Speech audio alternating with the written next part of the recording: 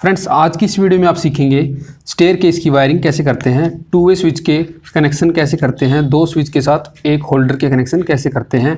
एक नया तरीका है इसके, आप इस तरीके से स्टेयर केस की वायरिंग भी कर सकते हैं और बेडरूम की वायरिंग भी कर सकते हैं। तो टू वे स्विच की पहचान कुछ इस तरह से होती है फ्रेंड्स।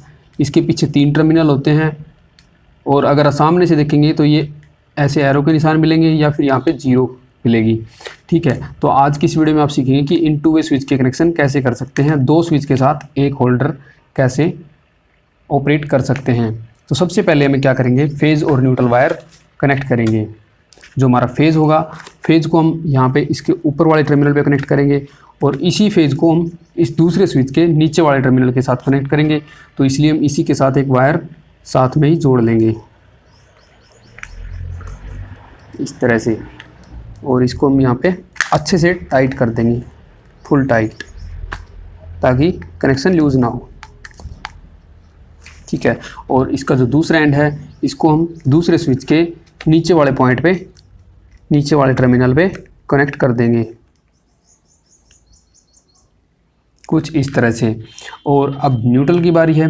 न्यूट्रल फ्रेंड्स, ये हमारा ब्लैक कलर का वायर है, इसके अंदर न्यूट्रल आएगा और इसको हम यहाँ पे कनेक्ट करेंगे और इसी के साथ हम एक वायर यहाँ पे कनेक्ट करने वाले हैं।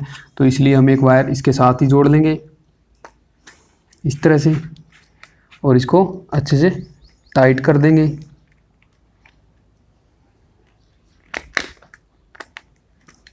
और इसको दूसरी वाले को यहाँ पे ऊपर, सेकंड जो स्विच है उसके ऊपर वाले टर्मिनल पे कनेक्ट कर देंगे।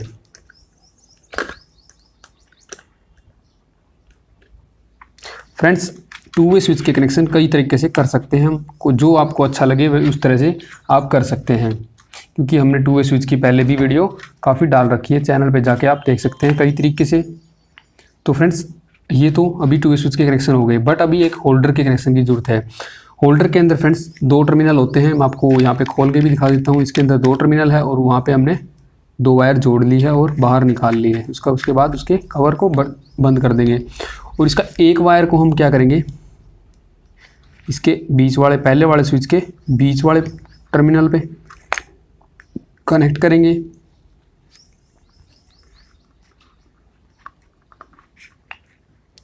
इस तरह से।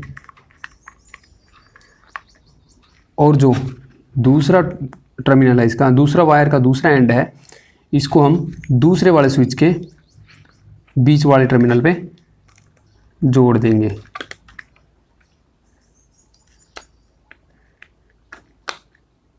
इस तरह से। और उसके बाद इसकी अच्छे से ड्रेसिंग कर लेंगे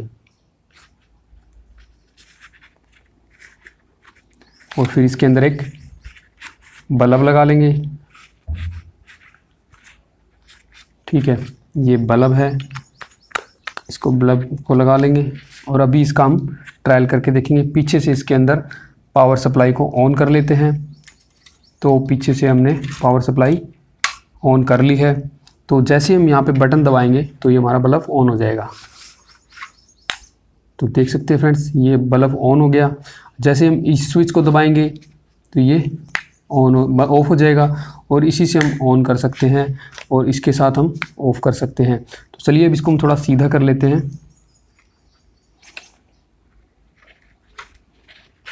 सीधा करने के बाद थोड़े से ये वायर पलट जाते हैं। ठीक है, तो इसको, तो फ्रेंड्स आपको पता होगा जैसे स्टेयर केस होती है, हमारी सीढ़ी होती है, जीना होती है, वहाँ पे सबसे पहले हम यहाँ पे होते हैं। ठीक है, नीचे होते हैं।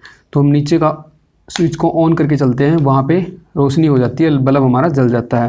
और जैसे हम ऊपर पहुँच जाते हैं तो ये वाला स्विच को बंद कर देंगे, जिससे हमारी लाइट भी बंद हो जाएगी और इलेक्ट्रिसिटी सेव हो जाएगी। और उसके बाद अगर मान लो हमारे पीछे से कोई और आ रहा है तो वो उसको ऑन करके आ जाएगा और यहाँ आने के बाद बंद कर देगा। और अगर हमें नीचे जाना है फिर हम यहाँ से ऑन करेंगे, फिर यहाँ से ऑफ़ कर लेंगे, तो हमारी जो बल्ब है वो बंद हो जाएगा। ठीक है, उसी तरह से अगर पीछे से कोई और आ रहा है फिर यहाँ से ऑन करेगा, यहाँ से ऑफ़ कर सकता है, यहीं से ऑन यहीं से ऑफ़ भी कर सकते हैं, यहीं यहाँ से ऑन यहाँ से ऑफ़ भी कर सकते हैं। इस तरह से आप एक अलग तरीके से स्टेयर केस की वायरिंग कर सकते हैं। स्टेयर केस की वायरिंग करने के तरीके काफ़ी है दोस्तों।